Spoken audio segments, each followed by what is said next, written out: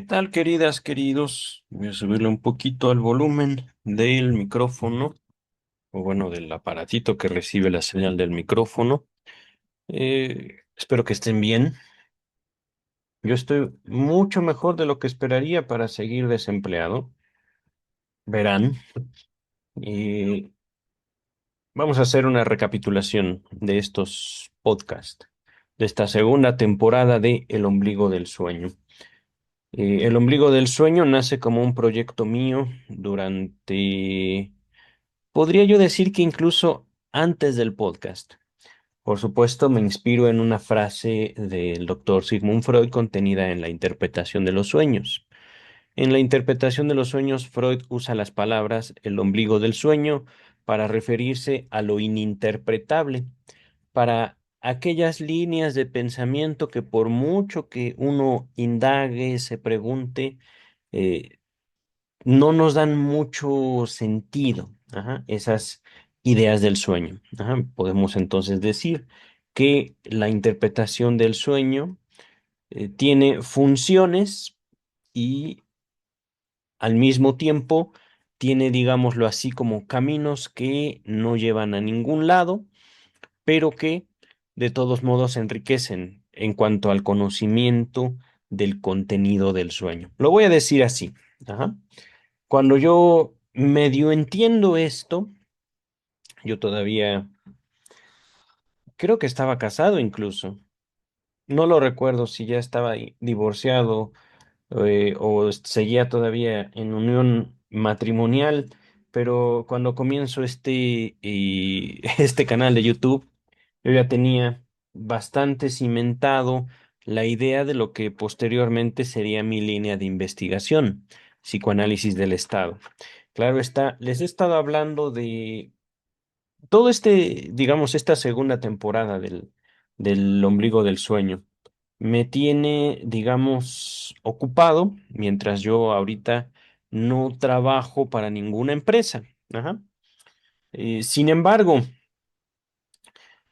ya como lo he ido explicando, desde que yo me formo en la psicología, termino mi carrera y comienzo la búsqueda de un instituto o representantes dignos del psicoanálisis en México, debo decir que los encontré. Centro de Investigación y Estudios Lacanianos. Yo no quise recurrir al centro Eleya de los Bleichmar, los doctores Bleichmar. Yo no quise acudir a ninguna otra institución que me prometiera más psicoterapia psicoanalítica en México, en la Ciudad de México. Les estoy hablando de 2009, también un año oscuro en mi vida. Oscuro porque en el 2009 yo empiezo a tener, digamos, conflictos severos con quien en un momento era un amigo mío, un pastor protestante, un líder de una iglesia a la que yo asistía, motivado por la familia de quien era mi novia y que luego se convertiría en mi esposa. En fin, 2009 comienzo yo mi formación en psicoanálisis. Lo concluye en el 2012, Centro de Investigación y Estudios Lacanianos, la mejor experiencia de mi vida, no en el sentido profesional, sino en el sentido humano. Ajá. Aprendo yo un psicoanálisis que no puede ser, digamos, encapsulado, empaquetado y vendido a las masas como se espera que sea la educación universitaria. Ajá. Se espera que todos los psicólogos sean iguales y la verdad es que no es así porque no podemos ser iguales. Somos seres humanos, psicólogos. Hablando del psicoanálisis es otra cosa totalmente distinta y el psicoanálisis real, no psicoterapia psicoanalítica o psicoterapia de corte psicoanalítico. Ahí hay un caos que no quise yo profundizar después de haber vivido experiencias con terapeutas, tanto en el sentido personal, que, le repito, mi mamá me lleva a terapia cognitivo-conductual, aunque en ese momento yo no sabía que era cognitivo-conductual cuando yo tenía 13 años, porque ella se divorcia de mi papá y ella creía que yo estaba deprimido. No era cierto, simplemente no hablábamos. Y eso es algo que también puedo yo platicar y gozar al día de hoy, ¿no? Eh, no voy a decir, oh, mis padres me abandonaron. No, no, no. Digo, ellos vivían su vida. Ellos eran padres, sí, pero también tenían otras cosas, además de ser padres. Eran profesionales los dos. Los dos mismos, mis dos padres, tenían su vida emocional, de la que dependía, sí, el ser padre, pero también el ser pareja, pero también el ser profesional, pero también ser hijo, ser hija, ser hermano, etcétera, etcétera, etcétera. Entonces, no podemos esperar que un padre o una madre dejen todo, dejen de vivir, dejen de trabajar, dejen de comer, dejen de cuidarse a sí mismos para ser padres. Eso es un requerimiento completamente ilógico, inhumano. Ujú. Y este requerimiento sería justo atribuirlo a la infancia. Es curioso cómo desde que somos niños pedimos cosas imposibles. Ajá. Pedimos cosas que nosotros esperaríamos papá y mamá pudieran hacerlo. Y la verdad es que hacen lo que pueden. Todos hacemos lo que podemos. Ajá. Y eventualmente todos nosotros tendremos que enfrentar tanto la frustración como ser fuente de frustración para alguien más. Es que yo quiero que seas mi novia, porque, por ejemplo, voy a ser un poquito gráfico con esta descripción. Yo quiero que seas mi novia porque te me haces muy atractiva y quiero tener relaciones sexuales contigo. Supongamos, la chica acepta, pero en el acto, ella no hace nada, no dice nada, nunca ve a los ojos, se queda acostada, como si estuviera muerta. No está muerta, pero no hace ni dice nada, como una muñeca de trapo. Ahí está. Y realmente, casos vistos en análisis, él no la disfruta. Es muy guapa, muy bella, pero en la cama de ella a una tabla es una diferencia simplemente de temperatura. Eh, Y entonces, queridas, queridos, oh desilusión, la realidad son cosas distintas a lo que la fantasía y los mismos ojos nos prometen. Por poner un ejemplo, queridas, queridos, regresando sin duda a lo que me ocupa, que es eh, no solo mi tiempo de desempleo, el psicoanálisis. Ese es, digamos, el tema bajo el cual ordeno mi vida a partir de la experiencia en el Centro de Investigación Estudios Lacanianos, pero también debo decirlo, es una experiencia que yo deseaba, que yo buscaba. Todo lo que había yo encontrado en la Ciudad de México sobre psicoanálisis era bastante, bastante mediocre, bastante inocente. Lo voy a poner de esta manera. Ustedes me corregirán si ustedes tal vez hayan vivido cosas diferentes, ojalá y hayan vivido cosas diferentes. Llego yo a la Facultad de Psicología, donde está Freud. Ah, en la biblioteca. Ah, ok, pero seguramente me van a pedir que lea a Freud desde el primer día en la Facultad de Psicología. Creo que pasaron 3 años, no, la universidad duró 4 años y medio, 9 semestres. Al menos habrán pasado 2 años para que me pidieran, vete y léete solo los 3 ensayos de teoría sexual. Ok, inocentemente fui y los leí, pero algo que no enseñan en la Facultad de Psicología, Universidad Nacional Autónoma de México, es que el pensamiento de Freud es un bloque. No puedes tomar un solo texto y decir, ya sé de Freud. No.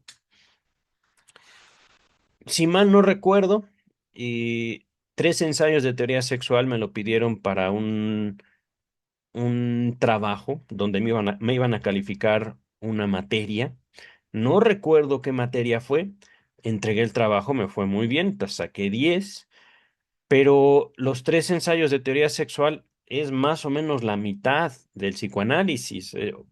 Si mal no recuerdo, son publicados en 1907, ¿no? Entonces era un psicoanálisis naciente y un psicoanálisis que requiere una orientación orgánica, médica, biológica, social, que es justamente donde podemos ir aterrizando los descubrimientos freudianos previos a los tres ensayos de teoría sexual. La fantasía, que es lo que puedo hoy señalar como la principal producción humana sobre la sexualidad. No es el coito, no es el sexo, no es la pornografía, es la fantasía, queridas y queridos, la producción humana por excelencia. Y por supuesto una producción que gira sobre no el coito, sino lo que nos gusta hacer, lo que nos gustaría que pasara, lo que nos gustaría decir, lo que nos gustaría que ocurriera en el mundo, en nosotros. Ajá. Justamente, y regresando de nuevo al tema de mi desempleo. Ajá. Ahorita estoy desempleado, pero es una situación realmente rara para mí. Dentro de mi vida profesional, que yo empiezo a ejercer la psicología 2000, 2009, 2008 aproximadamente. A ver, no esperen. Yo comencé a estudiar la Facultad de Psicología en el 2002. Ok, correcto, con 2006. 2006 comienzo es verdad, con la doctora Marta Centurión, tal vez un poquito antes. Comencé a ejercer la psicología 2006 aproximadamente. Ajá. Y ya la ejercía con carta de pasantía. Ajá. Y recuerdo que fue con la doctora Marta Centurión cuando yo me titulé por examen general de conocimientos en la Universidad Nacional Autónoma de México. Y fue ya trabajando con la doctora, supervisado, formándome no como psicoanalista, sino como psicoterapeuta. Cuando empiezo yo a tener estas experiencias ya no como paciente en una psicoterapia, les repito, para mí la psicoterapia era hacer una tabla lunes a domingo y poner actividades. Eso para mí era la psicología antes de descubrir a Freud en la preparatoria. Iba yo en secundaria.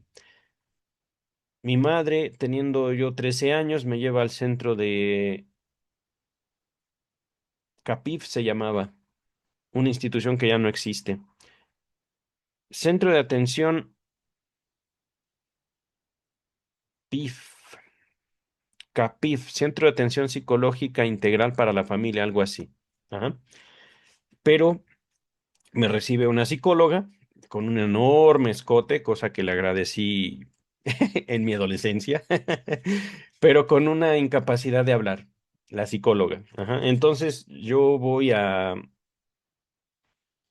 digamos, pasar el tiempo con esta psicóloga. Todas las consultas me pide PMC, Programa de Modificación de Conducta. Repito, en una hoja yo hacía una tabla de lunes a domingo, las columnas, ajá, y cada día yo tenía que hacer actividades. Haz tu tarea, no sé, practica un deporte, X, Y o Z. Ya no me acuerdo qué hacía, pero tenía yo como 7, 8 actividades que yo debía realizar diario. Y cada actividad realizada era una palomita. Eso es teoría cognitivo-conductual pura. Pero en el momento, pues yo no sabía, yo simplemente psicóloga. Y realmente, ¿ustedes creen que un adolescente era psicóloga igual a voy a ser mejor, voy a sentirme bien? No, para mí yo era psicóloga, irle a ver las chichis. Punto. No había más. Era mi esperanza que esa psicóloga me acompañara con su escote, pero era todo, y justamente fantasía, ¿no? Por supuesto, la psicóloga era más bien una mujer, sí, más grande que yo tenía 12, 13 años, ella tendría alrededor de 30, más o menos. Tampoco es que yo pudiera decir estaba muy guapa, pero de todos modos, ¿qué más podía yo pedir a mis 13 años? Ajá. Entonces, paciente. Llega a la preparatoria, descubro a Sigmund Freud por clases de psicología. Ajá. Y yo digo, ¿qué es eso? Quiero saber más. Me encamino a la Facultad de Psicología, a la cual yo entro en el 2002. Ajá. Cuando entro a la Facultad de Psicología, buscando a Freud, no lo encontré. No hay psicoanálisis en la Facultad de Psicología y esto es algo que no le advierten a uno cuando busca psicoanálisis en México. Hay una larga historia del psicoanálisis y la psicoterapia en México. Ajá. Ahorita, de hecho, creo que lo podemos revisar, queridas y queridos. No, no, no, ya lo he hecho antes. No me voy a detener en eso. En resumen, iba a recurrir a la inteligencia artificial, pero ya lo he hecho antes en estos videos. No, no me voy a detener ahí. El psicoanálisis se presenta en México efectivamente como la obra del doctor Sigmund Freud, pero después de la muerte del doctor Sigmund Freud y con la evolución del psicoanálisis a nivel mundial, después de Freud, antes de Lacan, llega a México Erich Fromm. Ajá. Erich Fromm formó a muchos de mis maestros en la Facultad de Psicología. Erich Fromm puso, digámoslo así, una escuela aquí en México. Creo que es la Asociación Mexicana de Psicoanálisis. Hasta donde sé, ya no están pidiendo como requisito que seas licenciado en medicina o médico. Ajá. Hasta donde sé. Pero hay otras organizaciones a nivel internacional, creo que ya no tanto, ¿eh? Esa política se ha relajado porque justamente llega, digamos, un psicoanálisis post-freudiano antes de Lacan, se empiezan a apartar, nace la salud mental, 1953, como política no de organizaciones psicoanalíticas, aunque tuvieron un papel, sino que surge como una política de la Organización Mundial de la Salud que nace, creo, en 1947-49. Ajá. 1953, la OMS dice por primera vez la salud mental es un estado de completo bienestar. La salud es un completo estado de bienestar físico, mental y social. Lo que sea que quiera decir, que signifiquen esas palabras. En fin, eh, cuando llego al Centro de Investigación Estudios Lacanianos ya tenía un camino recorrido, buscando el psicoanálisis en México. Se me presenta no como una receta, no como una promesa de salvación, sino como una práctica viva. Ajá. Era más o menos 2009. Trabajé yo con la doctora Marta Centurión de 2006 a 2010 aproximadamente en atención a población con adicciones. 2009-2010 que yo estoy en la formación, comienzo a trabajar para el Instituto Mexicano para las Adicciones, es verdad. Luego trabajo para Oceánica. Es verdad, es verdad. Sí se los había mostrado antes. Durante un tiempo, y de eso no tengo constancia, antes de Oceánica, una clínica muy popular de tratamiento de las adicciones aquí en México, en todo el país, trabajé un momento para el Centro de Investigación y Estudios Lacanianos como docente, pero como ya tenía esa experiencia y como tenía ya cierta línea de investigación, todavía no psicoanálisis del Estado, yo decido dejar no la formación, que esa solo era los sábados, si mal no recuerdo, sino el seminario, me refiero al seminario de formación como psicoanalista, sino dejo yo de trabajar o de laborar como docente en el Centro de Investigación Estudios Lacanianos. Ajá. Yo daba la materia de ética y estética, me parece que era todo lo que daba. Eh, Comienzo a trabajar en Oceánica como parte de un grupo multidisciplinario de profesionales de la medicina, la psicología, trabajo social, etcétera. Ajá. De ahí me hice de grandes amistades que ahorita no nombraré, simplemente lo recuerdo a todos ustedes con cariño, chicos. Espero que estén bien. Todo esto mucho antes de la pandemia. 2000, a ver, 2011, de diciembre del 2011 a marzo del 2012, Oceánica. Ajá. Trabajamos en un programa de atención ambulante, es decir, nosotros como grupo ligado a una institución que allá hay muchas cosas también extrañas en cuanto a Oceánica. Ajá. La convocatoria sale de Oceánica y yo recuerdo haber llegado ese día muy emocionado con mi esposa. Mira, me he postulado a esta vacante con Oceánica. Me llama mucho la atención porque esto y esto y esto. En fin, cuando me presento a la entrevista, eh, fue una experiencia interesante. Si mal no recuerdo, la entrevista inicial fue en esta colonia muy,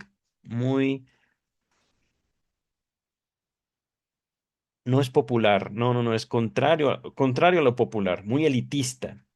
Bosques de las Lomas, me parece. No era Santa Fe. No. Bosques de Chapultepec, me parece. Estaba muy cerca de mm, el bosque de Chapultepec. Por supuesto, eran mansiones. Literalmente son mansiones ahí. De no menos de 30 millones de pesos en la actualidad. Seguramente, bueno, inflación. Pero fue una impresión enorme llegar a esa mansión. Yo no soy un hombre rico, yo soy un, un mexicano, digamos, promedio, más bien tirándole a la pobreza, por qué no decirlo. Pero cuando llegas a una casa enorme, con un jardín enorme, estacionamientos en dos niveles, es decir, subterráneo y a nivel de piso, con alrededor de 20 cuartos, la mansión era una mansión, pues uno se queda impresionado. Y si mal no recuerdo, para darles esa impresión que me dejó el trabajo con Oceánica, la entrevista fue en una sala conformada por no paredes, no eran tabiques, no era concreto, había justamente en las cuatro esquinas las vigas, ¿no? Pero no eran vigas, recuerdo que de concreto, ajá, no eran vigas que se hacen con acero y esas cosas, sino eran vigas eh, literalmente como de aluminio, ajá, y las paredes eran de cristal, ajá, y todo eso pues me deja muy impresionado, siendo yo un, un mexicano de clase media, ujú, media baja, puedo decirlo, pero cuando platico con quien después sería mi jefa, tampoco diré su nombre, fue una buena impresión de ambos, en ambas direcciones, tanto de ella hacia mí como de yo hacia ella. Ajá. Yo tenía la experiencia, Instituto Mexicano para las Adicciones y el Centro de Rehabilitación Ríos de Agua Viva. Tenía ya conocimiento también del programa de 12 Pasos de Alcohólicos Anónimos.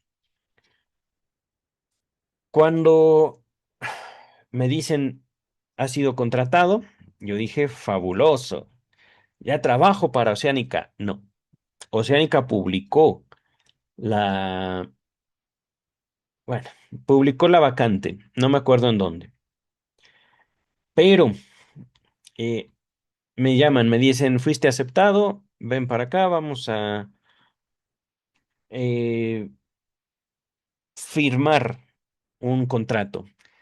No fue tanto una firma de contrato. Puedo decirlo así. Durante ese trabajo con Oceánica, para el primer pago, tuve que esperar 2 meses y ya nos habían dicho. Recuerdo que esa vez llegué yo, conocí a los miembros del equipo. eh, Estábamos muy emocionados todos. Y nos dijeron a todos, pues no es algo que nosotros queramos, no es algo que nosotros hagamos, pero ahorita estamos esperando un acuerdo entre Oceánica y el gobierno de la Ciudad de México, razón por la cual sí están contratados ustedes, pero su primer sueldo va a llegar en un tiempo, no sabemos cuándo. Y todos, está bien, bueno, ya estamos aquí todos. Vemos, no solo estaba una persona de parte de Oceánica, no solo estaba nuestra jefa, nuestra supervisora, sino que toda la casa, supongamos 20 cuartos llenos de gente. Me acuerdo mucho una ocasión en la cual yo llegué a esa mansión, que no trabajamos en esa mansión. Ahí era, digamos, como las oficinas de Oceánica en la Ciudad de México. Estaban rentando ese lugar, muy lujoso. Pero mm, en una ocasión que yo llegué, creo haber llegado antes que mis compañeros, pero la gente que estaba trabajando y que formaba parte de las oficinas de Oceánica, Ciudad de México, me dice, vente, vamos a un tiempo de reflexión. Ay, ¿qué es eso? No les miento. Todos, digamos, era segundo piso. Ajá. Había muchos escritorios. Supongamos unos 10 escritorios en este segundo piso, varios cuartos que se podían entrever, comunicar. Ajá. Pero para ese tiempo de reflexión, que yo no sabía de qué era, estos trabajadores de Oceánica de muchos, digamos, de muchos contextos profesionales y institucionales. Estos trabajadores se paran de sus escritorios y se reúnen en círculo en el lugar más apropiado para eso, ¿no? Pero sin abandonar el segundo piso, sin abandonar, digamos, su lugar de trabajo. Y teniendo yo la experiencia, digamos, dentro de la iglesia cristiana que les comenté, hicieron algo muy parecido a un grupo de estudio bíblico, pero alrededor del libro de Alcohólicos Anónimos, el libro grande, el libro azul, que también debo tener una copia entre mis libros. Pero bueno, me llamó mucho la atención. De repente, por supuesto, ahí no recuerdo a mi jefa, a nuestra coordinadora del grupo en el cual yo trabajaba, pero sí. Recuerdo, había doctoras, había psicólogos, había trabajadores sociales y todos trabajando para Oceánica, de repente, en un sentido muy espiritual, religioso, empezaron a tomarse de las manos y a recitar el libro de Alcohólicos Anónimos. Y yo dije, wow, ok, bueno, pues qué interesante experiencia. Claro está, pues yo no, si ya tenía conocimiento de el programa de Alcohólicos Anónimos, de abordajes de ciertos padrinos con los cuales yo había tenido pláticas, ajá, yo había visto cómo trabajaban, no había visto nada así.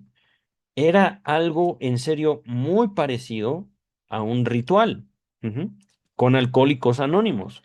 Y es importante. Eh, yo comienzo a ver justo como en determinados contextos profesionales, no puedo decir que es algo malo. Justamente todas estas experiencias me van dando una idea sobre lo que se espera en las universidades, sea el ser humano, un ateo. Ajá. Cosa que pues no es necesario ya en la práctica. Ajá. Ya en la práctica, si bien en las universidades religión y conocimiento es algo totalmente incoer... no es incoercionable, incoherente. Ajá. La religión y el conocimiento. Para los universitarios, con espíritu universitario, la religión no solo es el opio de los pueblos, sino que la religión es para gente tonta. Ajá. Para ciertos universitarios. Sin embargo, ya en la práctica, ya en la vida real, muchos universitarios, digamos, no solo abrazan un determinado dogma, sino también practican de forma constante determinadas religiones, cualquiera, ajá, desde catolicismo, protestantismo, testigos de Jehová, etcétera, etcétera, etcétera. Y algo que, por supuesto, de lo que no se habla mucho en universidades públicas como la Universidad Nacional Autónoma de México, a la que yo asistí, es cómo determinados grupos católicos tienen universidades. Pienso en la UVM, pienso en el ITAM, pienso en cómo determinadas universidades son sostenidas de manera financiera por grupos religiosos católicos. Hay algunos también, después descubrí algunos otros grupos de escuelas desde primaria, incluso preprimaria hasta universidades de corte evangélico o protestante en México. Pero claro está, pues uno eso lo va descubriendo con el tiempo. Ajá. Eso uno no lo conoce cuando uno empieza, digámoslo así, la universidad libre, la universidad pública en la UNAM. Ajá. Y por supuesto yo no acostumbraba tampoco conducirme entre esas comunidades, ni religiosos, ni tampoco podemos decirlo, nunca tuve amigos, y eso es curioso. Principalmente mis amigos eran de mi misma cuadra, los chicos con los cuales jugaba fútbol, pero nunca ninguno de ellos me dijo yo soy cristiano, yo soy evangélico, yo soy testigo de Jehová, mormón, etcétera, etcétera, etcétera. Ajá. No fue sino hasta la universidad cuando conozco a quien en su momento fue mi esposa, quien me introduce a ese ámbito. Ajá. Pero regresando a Oceánica, eh, sufrimos, yo y mis compañeros, no por esa clase de experiencias entre religiosas, sectarias, sino por el trato legal con Oceánica. Ajá. En su momento, pues yo tenía Oceánica como una institución muy, ¿cómo decirlo? Pues muy clara y no. No sé si sea, digamos, por falta de consejo legal en su momento, pero mientras yo trabajé para Oceánica, firmé contratos con la Universidad del Estado de México, no me acuerdo cuál, con IAPA, tampoco me acuerdo, miren, esto, aquí se voy a tapar, coordinadora del Centro de Atención para las Adicciones, esto era Oceánica, les cuento. Oceánica me contrata a mí y a un conjunto de profesionales. Nos piden desarrollar un programa de tratamiento ambulatorio, que quiere decir los pacientes llegan y se van el mismo día, ajá, que incluía tanto tratamiento médico, tratamiento psicológico, posiblemente psiquiátrico, derivaciones, etcétera, etcétera, etcétera. En la Ciudad de México, justamente de manos de Oceánica y el gobierno de la Ciudad de México. Ajá. En su momento, yo dije, fabuloso, pero no me pagaban. Me dijeron, te vamos a pagar después. Sí me pagaron después, eso sí les puedo decir. Oceánica no me quedó a deber nada, como me quedaron a deber otras empresas. Pero eh, también es algo que no enseñan en la Facultad de Psicología. Pero, eh, claro está, para ese momento, pues yo no tenía ningún conocimiento de derecho. Yo simplemente llegué como psicólogo, ya con experiencia en adicciones, ya con formación inicial en psicoanálisis, Había pasado ya tiempo en el diván de la doctora Silvia Heiser para ese momento, pero cuando primero me dan un contrato en Oceánica, creo que me dieron otro a la semana siguiente y creo que en 1 o 2 meses firmé el contrato trabajando con Oceánica, diciéndome a mí trabajador de la Universidad del Estado de México. Ok, no recuerdo que durante el tiempo que trabajé para Oceánica haya yo firmado un contrato así con Oceánica. No me acuerdo realmente. Y tampoco es que ponía mucha atención en esos detalles en ese momento. Ajá. Pero durante ese trabajo con Oceánica capacitamos a personal de penitenciarias. eh, y esto es curioso. Les digo, nos reunieron en un principio trabajando para Oceánica en Bosques de las Lomas, Lomas de Chapultepec, en una mansión, literalmente era una mansión. Ajá. Y éramos un grupo, nosotros éramos un grupo. Atención ambulatoria, Ciudad de México. Oceánica eran alrededor de 20, 30 personas. Ajá. Alrededor, no recuerdo exactamente. Pero cuando avanza el tiempo, ese supuesto acuerdo entre Oceánica y el gobierno de la Ciudad de México nunca llegó. Razón por la cual, pues, se nos buscó derivar. Fue algo muy curioso.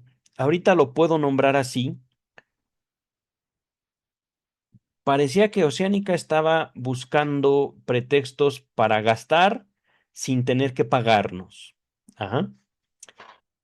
Parecía que Oceánica nos daba vueltas, ya habiéndonos contratado, nos había puesto un objetivo y al mismo tiempo no sabía qué hacer con nosotros. Oceánica. Ajá. Recuerdo que mi supervisora, nuestra jefa del grupo de profesionales, eh, al principio era muy feliz, muy abierta, muy contenta ella estaba. Ella había estudiado en España,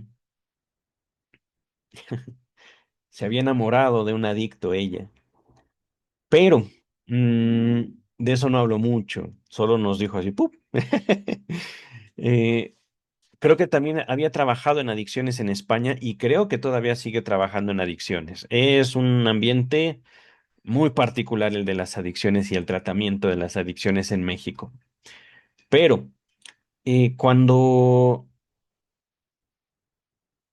no llega el acuerdo con la Ciudad de México, me acuerdo porque nos habían pedido de emergencia para ayer un manual operativo. Todos nosotros, yo no estaba solo, éramos entre 5 y 8 personas, diferentes profesiones. Ajá. ¿Y eso qué es? Un manual operativo. Ay, bueno, es que hay este protocolo y este protocolo y este protocolo y este protocolo y este protocolo y lo necesitamos para ayer. Ok, todos nos pusimos a trabajar ese día. No recuerdo bien, pero solo recuerdo haber finalizado a las 2 o 3 de la mañana, no sé si de un día después.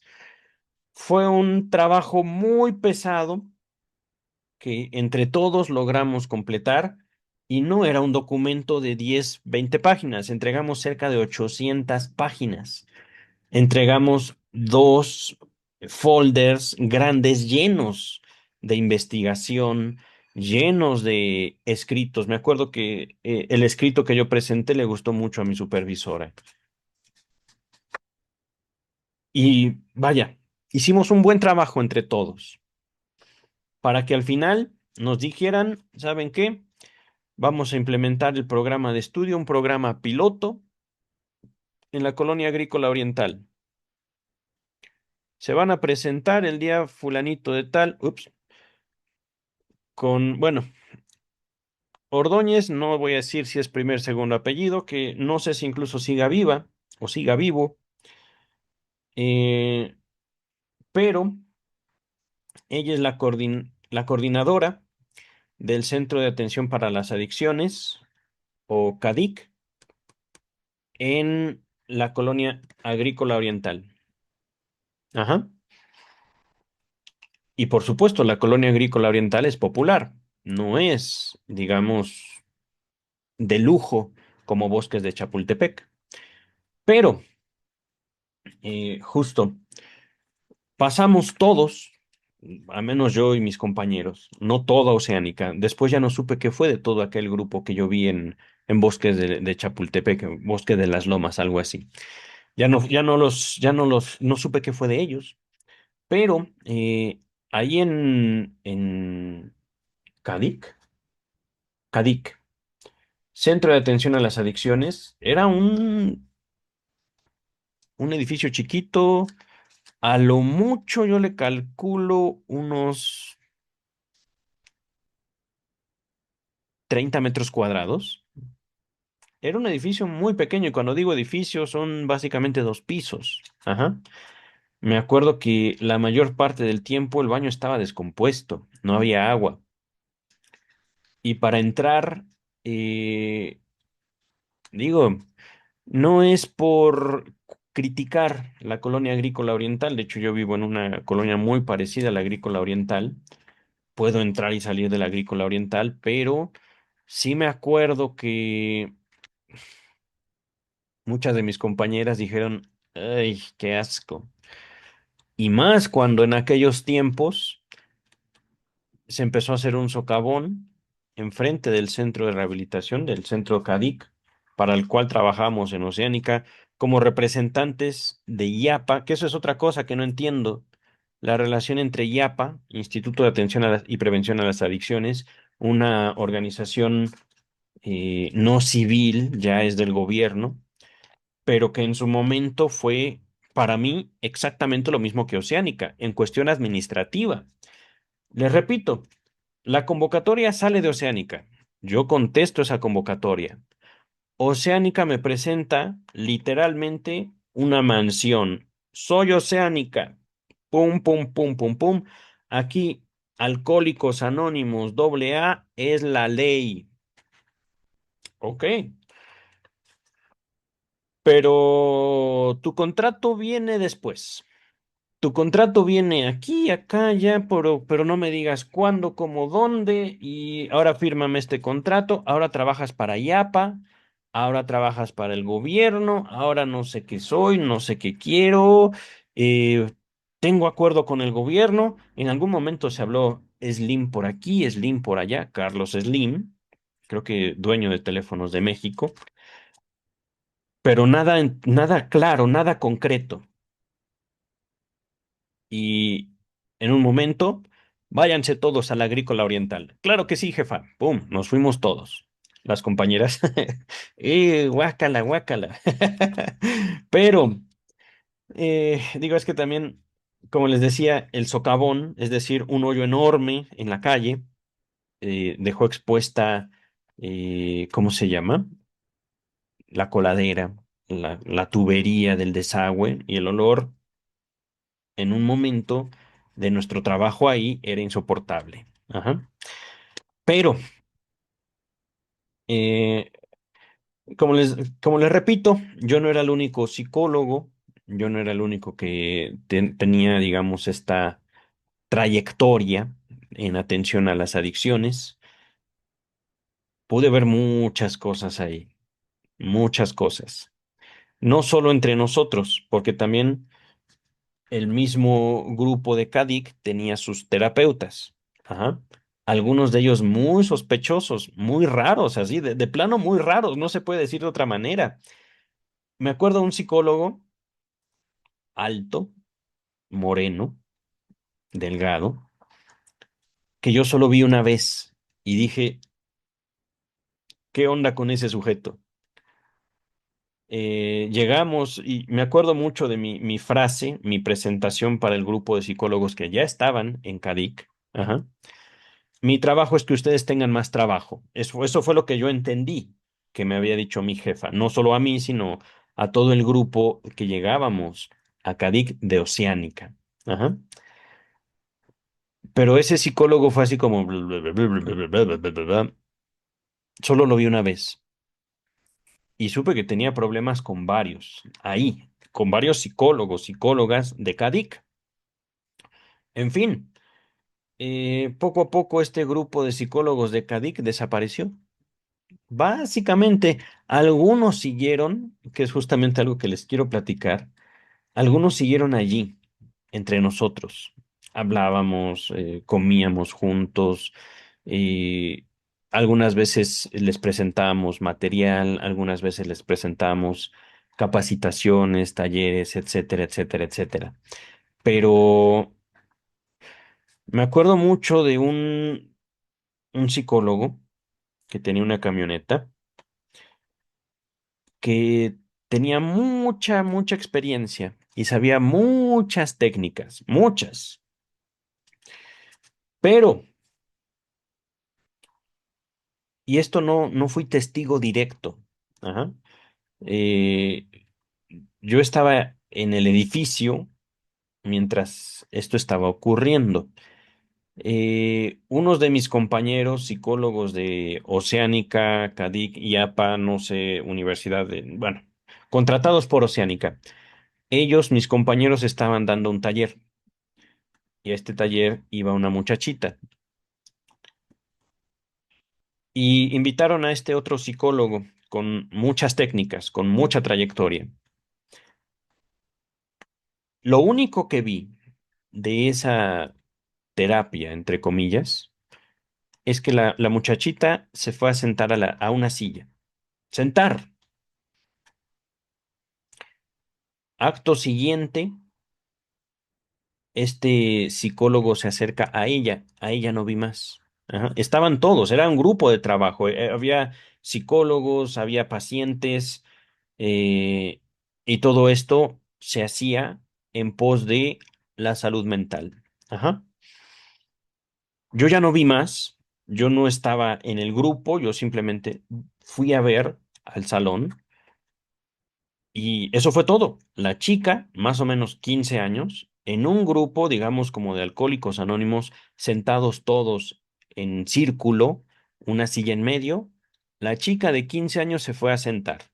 El psicólogo con mucha experiencia, que no formaba parte de nuestro grupo de Oceánica, se acercó a ella. Eso fue todo lo que vi de afuera de la sala, del salón. Cierran la puerta. En menos de 1 o 2 minutos empiezo a escuchar a la chica gritando a todo pulmón. ¡Ah! Eran gritos de dolor. Yo dije, ¿qué está pasando? Pero ahí están todos, ahí están mis compañeros.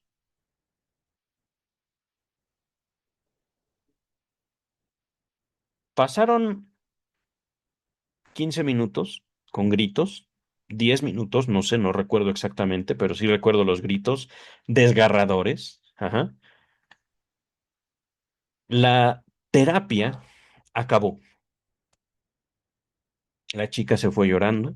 No recuerdo si iba con familiares.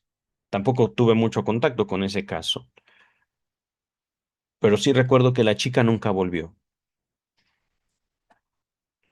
Me gustaría, por un lado, presumir que dentro de mis pacientes y dentro de mis grupos en Oceánica, fui el psicólogo que menos abandono tuvo por parte de sus pacientes.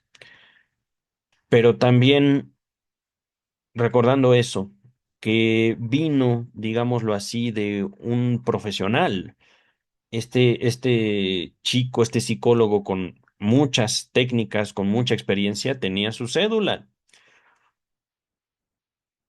Si llego yo, después de haber sido espantado en la Facultad de Psicología, esperando salud mental de formación como terapeuta, llegando al psicoanálisis, sin ningún asomo de salud mental por ningún lado, y viendo cómo gente que busca la salud mental, tanto de forma pasiva, es decir, dame salud mental, como de forma activa, yo te voy a dar salud mental, y tiene esos actos, hace esas cosas. No sé qué fue de esa chica. pero recuerdo los gritos.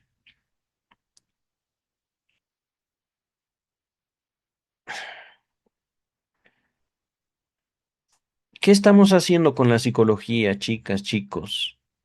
Con la psicología. Aquí me separo un poquito del psicoanálisis, porque justamente cuando busco documentar, estudiar el desarrollo del pensamiento freudiano para YouTube, el desarrollo y las controversias y los problemas que hubo después de la muerte de Freud. Cuando llego yo a la facultad de psicología y si me dicen, si no eres cognitivo-conductual, eres un estúpido, vete para allá, porque tú manejas pseudociencia. ¿A dónde los va a llevar? Eso. ¿A dónde nos lleva a todos el desconocimiento de la obra freudiana?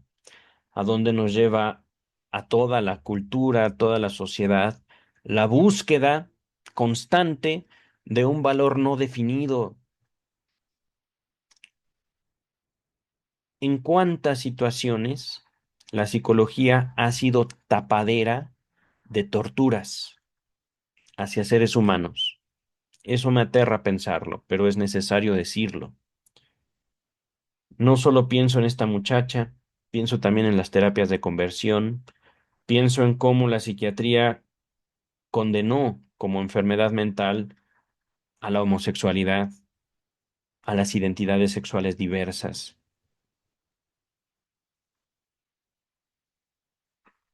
todo por ignorar al psicoanálisis, todo por sentarse a esperar que todo se solucione a sí mismo, todo por creerle a los profesores que decían psicoanálisis es pseudociencia. Bueno, adelante. Yo no soy ustedes.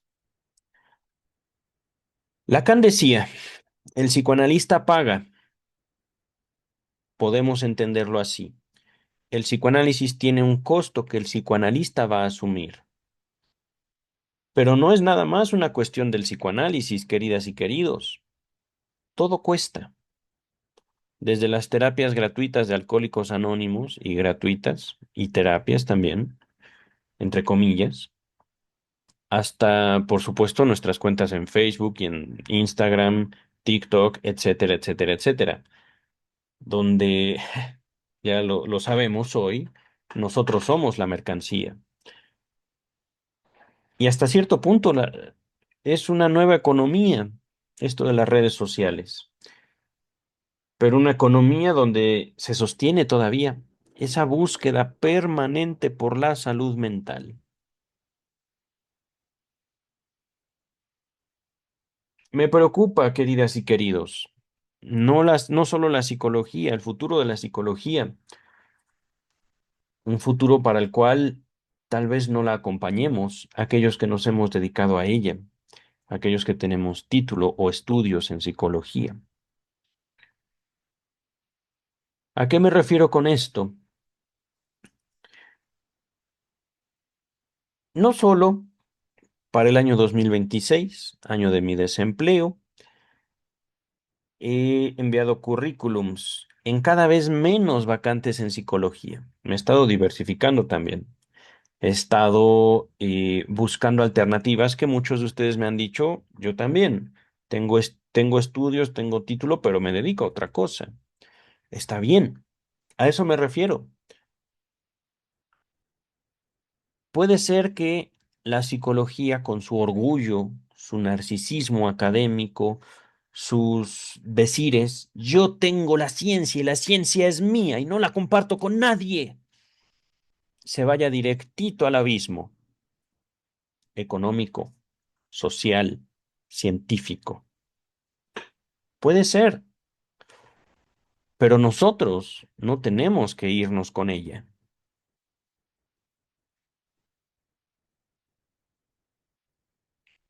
Todos nosotros, queridas, queridos, simplemente por el hecho de respirar, trascendemos la psicología. Y se podría decir lo mismo que el psicoanálisis. ¿Hasta qué punto el psicoanálisis puede ser practicado por alguien que no fue Sigmund Freud? hasta qué punto la psicología necesita de el Estado,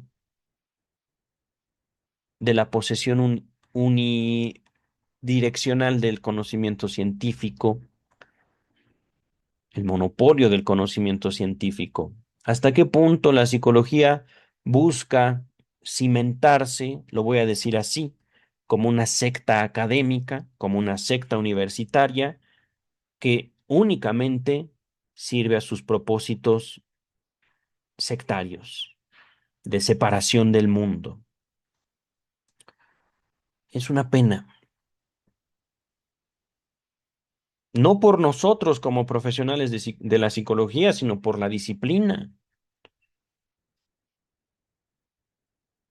porque no existen las condiciones sociales, económicas, estatales, legales, para sostener, al menos en México, no una sociedad mexicana de psicología, no, no, no, no, no,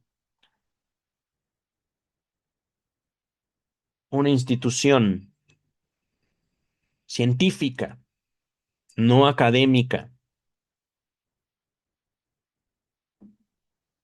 estrictamente psicológica, estrictamente, no cognitivo-conductual, no política. Pero ese es el punto, queridas, queridos. Cuando empiezo yo, dejando a un lado esta impresión de la psicología, Oceánica, mi siguiente parada laboral, atención a víctimas del delito en una empresa que no quiero nombrar. Sé que me tienen miedo, pero está bien. El miedo es otra forma de respeto. Atención a víctimas del delito, trabajo por 13 años. Me empiezo yo a formar como abogado. Ajá.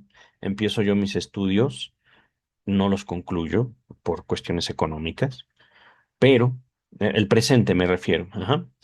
Ya con conocimientos en derecho, digo, tanto la psicología como el derecho, los procesos legales, dependen mucho de una política que no se sabe dónde se aterriza, en la sociedad, en el gobierno, en las leyes, ¿en dónde? Oh, queridas y queridos, la vida puede ser muy sencilla o muy complicada. Ajá. Puede ser tan complicada como nosotros estemos dispuestos a cargar piedras que no son realmente necesarias. La política puede limpiarse de la influencia humana con un paso, una decisión, un yo hablo por mí y no necesito representantes. La política, y eso es una lección de la doctora Silvia Heiser Guerrero, no hablaba ya de política. Yo lo puedo decir así. La doctora Silvia Heiser Guerrero en el Centro de Investigación y Estudios Lacanianos no era, digámoslo así, una persona que se guiara por la convención social en su trato con las demás personas.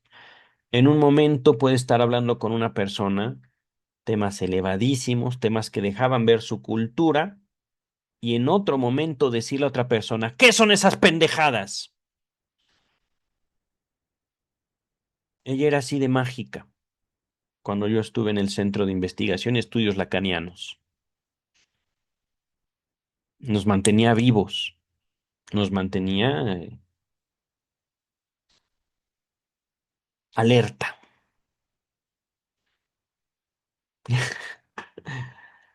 ¿Cuándo? No, no les puedo decir que yo puedo imitarla porque no es posible, pero cuando me acerco a esa figura, no físicamente a la doctora Silvia Heiser Guerrero, sino cuando yo trato de adquirir su carácter, su postura, su habilidad de ir más allá del todo amable, todo tranquilo, todo bien siempre, hay magia ahí y hay posibilidades que justamente despiertan el miedo entre los mediocres, debo decirlo. Aquellas personas que buscan sostenerse siempre en el Buenas tardes, muy buen día. No, es mediocres, sociales. Ajá. Puede ser que no económicos, que ese es el otro punto. Una cosa es la cara que muestran y otra es la que tienen. Pero política, queridas y queridos. Apariencias, acuerdos, que al final nadie respeta. Promesas, como la salud mental, que nunca llega y que se busca y se va a seguir buscando porque es una política. Nunca fue un concepto científico. Nunca lo fue. Pero como política podemos también manejarla. Pup, pup, pup. Queridas y queridos, voy a dejar hasta aquí este video, que estoy avanzando en los estudios. Ya ahorita tengo grabado video para el miércoles al menos. Hoy es lunes para mí. Este video pienso publicarlo el martes. Queridas, queridos, la vida trasciende tanto a la psicología como al psicoanálisis. Y si nosotros estamos vivos, habrá que demostrarlo. No es una cuestión automática. Tenemos que buscar, debemos perseguir la vida. Y sin duda, esto no lo digo para uníos, ¿cómo dicen? ¿Cómo dice el marxismo? Uníos proletarios del mundo. No, no, no, no, no, no nos hagamos tontos. No seamos inocentes y no nos vamos a chupar el dedo diciendo nosotros somos los buenos, ellos son los malos. No, porque ellos no dejan de existir. Si nosotros vamos y los matamos, terminaremos ocupando su lugar. Tótem y tabú.